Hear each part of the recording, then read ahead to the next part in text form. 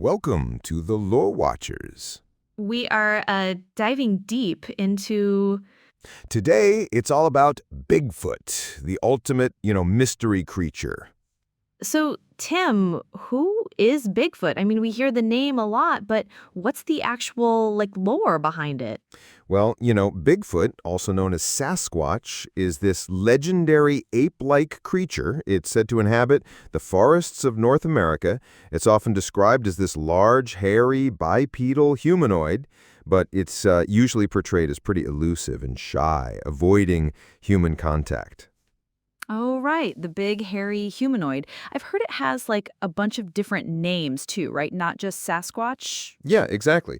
I mean, besides Sasquatch, which comes from a Coast Salish word meaning wild man or hairy man, there's also the Yeti, which is the Himalayan version, and then the skunk ape, that's in the southern U.S., and Yowie in Australia.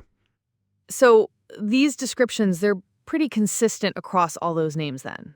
Pretty much. They generally describe a creature that's anywhere from 6 to 10 feet tall, covered in dark brown or reddish hair, and, of course, with those famously large feet, which is where it gets its name, leaving footprints 15 to 24 inches long.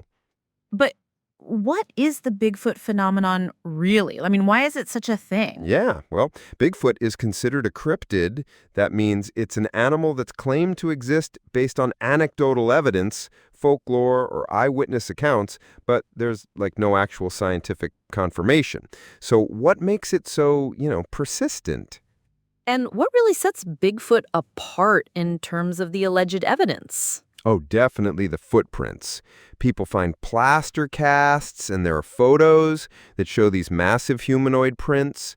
And then there are the audio recordings, alleged howls, knocks, or even calls in remote areas. And of course, the big one, the videos, most famously the 1967 Patterson-Gimlin film, right? Exactly. That one actually shows a large hairy creature walking through Bluff Creek, California. Yeah, that one's iconic.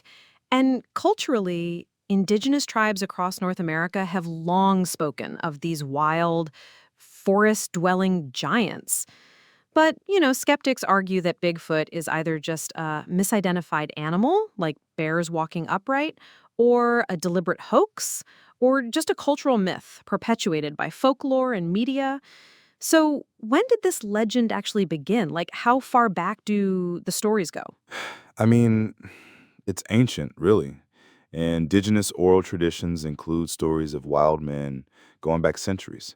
Then, in the 19th century, settlers and frontiersmen started writing about sightings. Right, so it kind of moved from oral tradition to written accounts. Exactly. But the modern Bigfoot craze, that really ignited in 1958 when large footprints were found at a logging site in California. That was reported by journalist Andrew Gonzoli. And then the 1967 Patterson-Gimlin film, that just solidified Bigfoot as a pop culture icon. Pretty much. And even today, sightings continue worldwide, with dedicated researchers and believers still investigating reports, especially here in the U.S. Pacific Northwest. Okay, but where do most of these sightings actually happen? Is there a hot spot? Mostly across North America, for sure. The Pacific Northwest is a huge one. Washington, Oregon, Northern California, that's, classic Bigfoot territory. And British Columbia and Canada too, right? Yep. And surprisingly, the Appalachian Mountains, the Great Lakes region, and the Florida Everglades for the skunk ape. So basically, remote, heavily forested areas with low human population are typical hotspots. That makes sense. They offer natural cover and isolation, which are ideal conditions for a creature trying to avoid detection. All right, Tim, the million-dollar question. Is Bigfoot real? Fact or fiction? Despite decades of reports, photographs, and even physical evidence like footprints and hair samples, there's no conclusive scientific proof of Bigfoot's existence that has ever been found. Yeah, I mean, that's the big hurdle. But supporters will say, look at the sheer number of eyewitness accounts. That points to something real. Right. And then not all evidence can just be dismissed or explained. Plus, the possibility of an unknown primate species, isn't totally out of the question. But then the skeptics hit back with, where are the remains? No bones, no scat, nothing. And they point to hoaxes and misidentifications as being really common.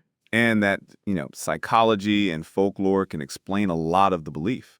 So what's our final verdict then on the lore watchers? Bigfoot remains one of the most enduring and debated legends in modern folklore. It's like a symbol of our fascination with the wild, the unknown, and the possibility that something mysterious still walks among us. And that wraps up another episode of the Lore Watchers. Thanks for tuning in. Join us next time For more lore.